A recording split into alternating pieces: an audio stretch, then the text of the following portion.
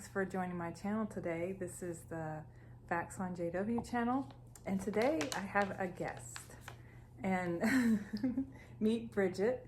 And we actually knew each other as children, which is funny because we lived several hours away from where we are now, but somehow we ended up in the same town.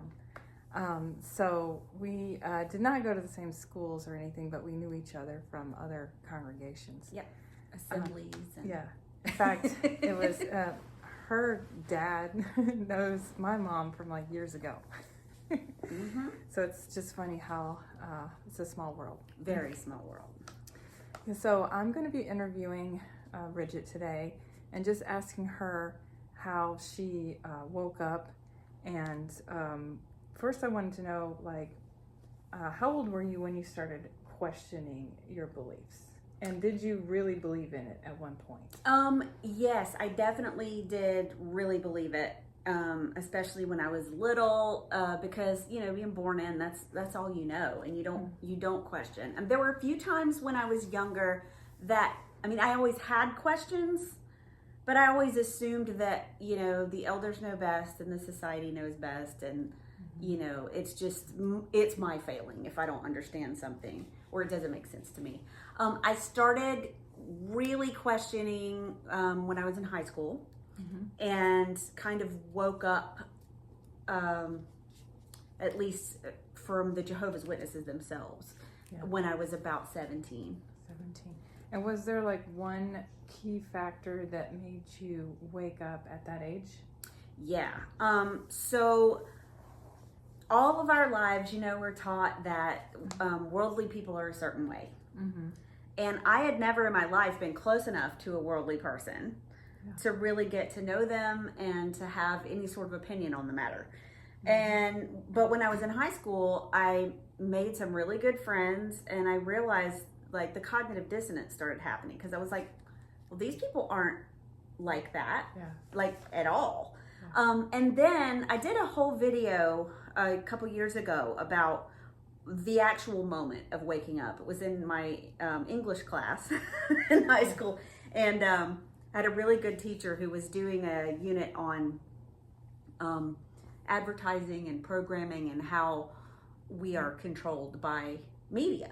Mm-hmm. Even back then, we're way more controlled by it now. But even back then, and I remember him saying, "Do you ever find yourself singing a jingle from a commercial, or you know, just as you're going about your day?" Mm-hmm. And everybody says, "Oh, yeah." He goes, "Maybe a song from church?" And he looked right at me. And he said, "That should scare you to death." And it did. I was like, oh, snap. It's not me.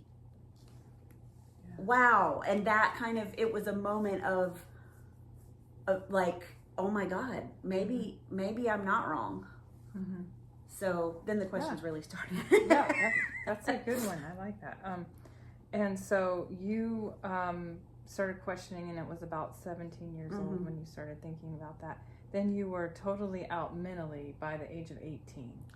Pretty much, yeah. Okay. Like I wasn't sure. I wasn't sure that they were not the truth, but I was pretty sure I didn't believe in all of it. And I was sure that if they were, then I wasn't cut out for it. Okay. That somehow it wasn't right for me. Yeah. I had this nagging feeling that it was just wrong, but I couldn't, I don't know, it's hard to explain. It was severe cognitive dissonance. Yes. Okay. Very good. So what triggered your questioning was just what you mentioned with your English teacher. And how old were you when you decided you were going to start researching more? Well, I started after I tried to leave while I was still in high school. That didn't go well. They didn't want to let me out, as you know. Once you're baptized, you kind of stuck. Yeah, you're stuck. And I didn't have really a lot of resources as far as getting out. And so it's very hard to fade in a situation like that. So that didn't work for me. And I ended up with people in the congregation who would follow me around. report back on everything I was doing. It was just, it was awful. No privacy, very nosy. Oh yeah, totally. So I ended up, long story short, being disfellowshipped, and it was really sort of ridiculous. The whole thing was ridiculous, but that's a very long story. You were pretty young at that age. Yeah, so I started trying to leave when I was 18. I was 20 when I was actually disfellowshipped. And that is a whole thing in itself again. But I didn't actually start researching the witnesses in terms of like... Because this was before you had real internet access. Right, yeah. And it was harder to get research back then. Yeah. So I remember when we got internet at my house, I joined a message board on Network 54. It was one of the really old ex-Jehovah's Witness message board, because I was like, that was around the same time too that there was actually an article in our local paper about Bill Bowen, who was the elder who left because of the child abuse scandal. Okay. And what state was that in? I don't know what state he was in, but and this would have been what time period? It was late 90s, early 2000. Okay. But I saw that article and I was just like, oh my God, because I also went through sexual abuse as a child, and it was completely hushed up. Like, that's a whole other story too. And that was also an epiphany for me. Well, maybe there's nothing right about this group. If this is happening, because everyone else I'd ever heard speak out up until that point, they could always say, well, this is a disgruntled person. This is somebody who sinned and got, they're angry because they sinned and they got disfellowshipped. Yeah. This guy hadn't done anything. Yeah. He went public because he's like, they're doing something wrong. And that was very different. I started very softly and slowly because, as you know, there's a lot of fear involved with doing the research, right? So when I went to college, the college that I went to was affiliated with the Southern Baptist, and it was local, and I didn't have to drive very far, which is why I chose it. Not their religion. But they required 6 credit hours of religion classes in order to graduate. And so I took Bible history. And that was an eye-opener in terms of how the Bible happened, how it came together, who got to decide what was in it and what was not. All of those things really opened my eyes, not only to, hey, the way the witnesses define what's in the Bible, because it's really very different, is crazy, but also, oh, hello, get down. That's magic. But also the Bible itself, like, it just didn't jive with what we'd always been taught about how, it was the divine word of God. It just, I spent a lot of time in that class going, huh? Yeah. Yeah, and right, because it was like, in that class, it was learning how the Bible came about, canonized. Yes. Right? So which books of the Bible would be allowed and which weren't, and that was decided by men. Right? And another part of that class was we had to go to, I think, 5, we got to choose what they were, but we had to go to 5 different churches. Or houses of worship. And so... And you did that? I did that. I went to Pentecostal churches, and I went to Baptist churches, and I went to the Jewish synagogue, and I went a lot of different places, and really saw... I mean, it was scary, as you know, being a witness, you don't darken the door of a church, ever, for any reason. Yes. So that it was scary, but the more I realized that, well, lightning didn't strike me for walking in here. What else had they always told me that isn't true? Yeah. And I started to be able to sort of thaw out and okay, maybe this is safe to ask these questions. Yeah, and then you started using your own critical thinking skills, I was right? leaning on my own understanding. Yes. Right. So, well, that makes a lot of sense then, that you started questioning at that time and getting exposure, but you were able to do that at a younger age, whereas I was much older, but I just wasn't, exposed to going to college and all that like you were able to. So, but we all have different journeys, and this is Bridget's journey. And so I just wanted to share that with everyone so that you can kind of get an idea of how everyone's journey is a little different, but there's always a common factor in there. There's always something that makes you go, wait, what? So what was it that flipped the switch for you? Well, for me, it was 1914. Yeah. Did you question that? Of course. I always wondered. Yeah, I always wondered why 1914. And then I noticed that like the editions, I think it was the Live Forever book, the early ones in the 80s. Yeah. Are you talking about the red one? Yeah, and then it changed. And they yeah. reprinted them all, and it said something different. And I think it was something having to do with, it was either Generations or it was 1914. I can't remember. It's been a long time. But I started to notice that. And I mean, there were a lot of things that just seemed off. Yeah, for sure. Yeah, 1914 for me, and that how they were saying that the people who were born in 1914 would live to see the end, and that didn't happen, so they had to change it to a different theory, which is the overlapping generation of 1914, which doesn't make any sense. What does that even mean? Like, how do you have an overlapping? I think what they're trying to say, which buys more time, is basically if you are alive with somebody who was alive that was born in 1914, and you were alive during their time period up until their death, that is the overlapping. But that just gives them a free pass. It gives like them they can go on as long as they want to, and it's so silly, because another thing that really I found amazing, when my grandparents and my mother passed away, this was 2018, 2019, I had to clean up their house, which, boy, that was a lot of stuff. But they had just about every watchtower, every publication ever, like in triplicate, ever. You still have it? I have some of it. Access. Anytime you want to. I've got literally almost everything. I have a shelf in there with all of the Rutherford Rainbow books on it. Cool. I have all of that. And it was very interesting to look through that and read through some of the articles. That's where I started doing my channel a couple years ago. Because some of the stuff they used to write was just like absolutely ludicrous. Like, what? Yeah. That's true. I've read some of it. Yeah.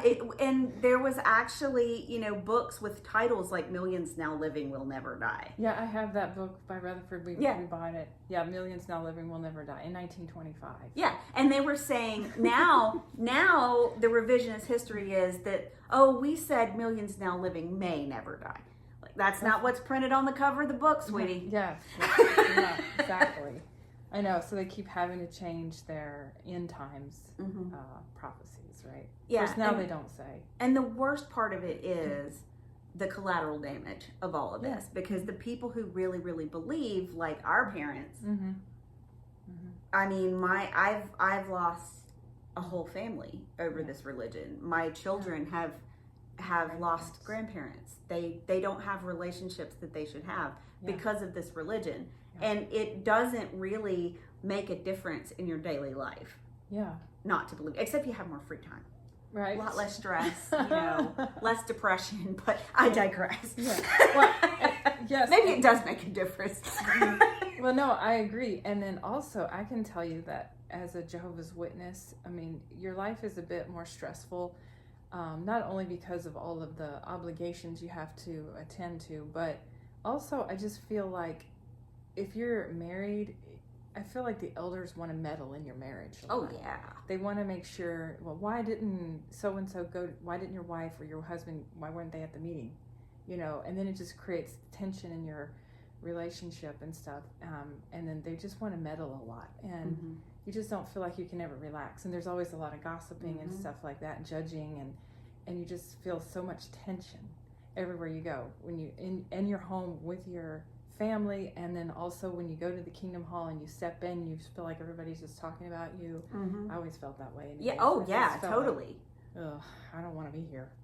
You know, just I mean, I did too, and I always felt guilty about that because I felt like nobody else feels this way. It's me. I'm the outsider. I'm the one. I thought so too. And it's so funny because we all felt that way, and none of us wanted to admit it. If we had ever had that conversation when we were younger, like if I had said, "Oh my gosh, I feel so uncomfortable," like I can't say that. Yeah. Or like, I remember thinking a talk voice was absolutely horrible, you know. And then, how do you feel about that talk? Oh, it was amazing. So like wonderful. Everybody thinks it's amazing. Like the Pioneer School is amazing. And I went to Pioneer School, and I did not have a great time.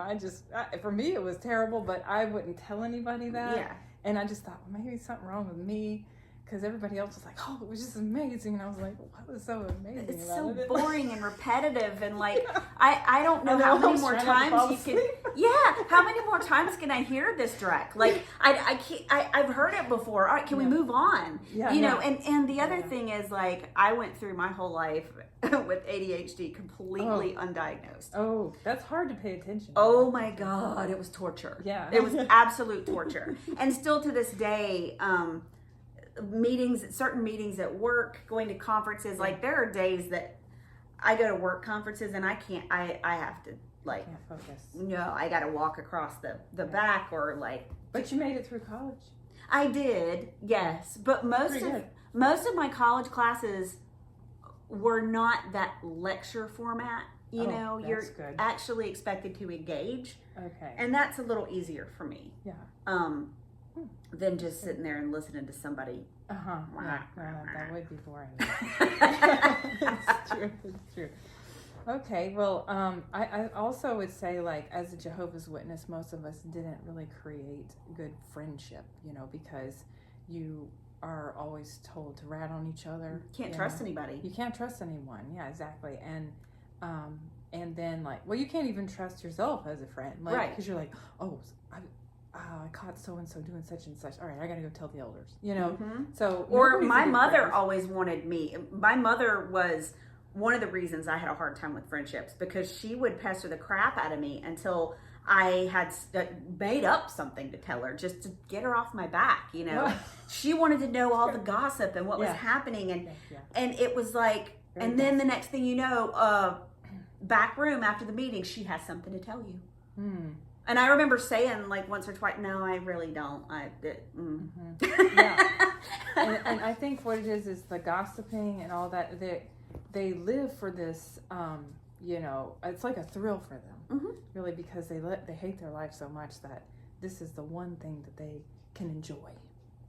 Well, yeah, and it's because they don't have it. There's a mental.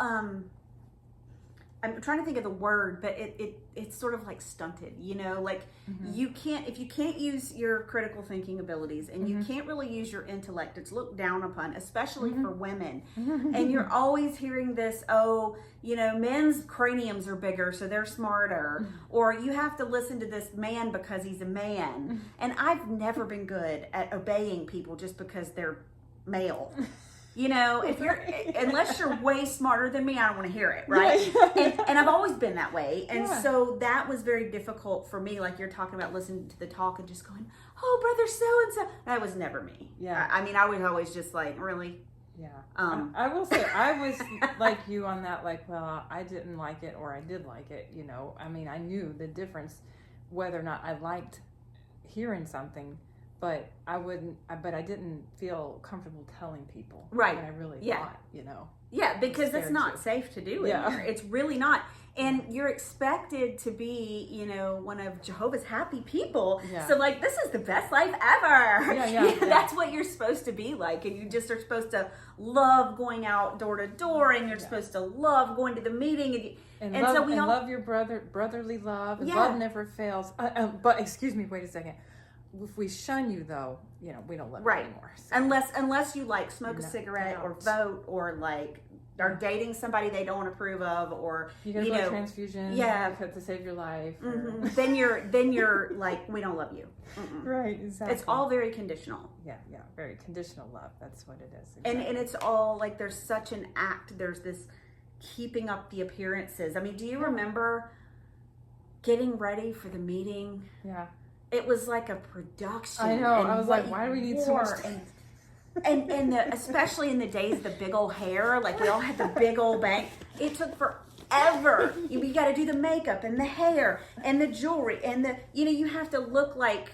But you don't want to dress it up too much, you know, because you might. Oh, right. Yeah, you're going to get counseled. That skirt better cover your knees. Yes. And it can't be too low cut. Right. And, you know, modest wear, I get it. But... Oh, I'd get counseled right now, wouldn't I? Right this minute. Silly. I know.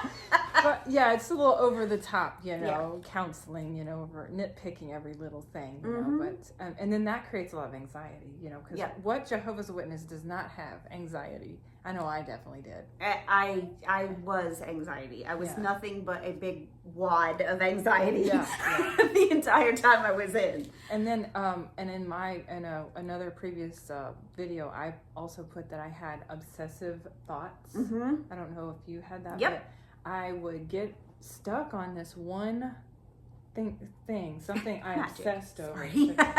Get down, cat. Something I would obsess over. And it would go in my head over and over and over and over. And then I just couldn't get it out of my head. And then I'd move on to something else to obsess on. And I just was always obsessed on something. And I just couldn't ever, like, just be calm.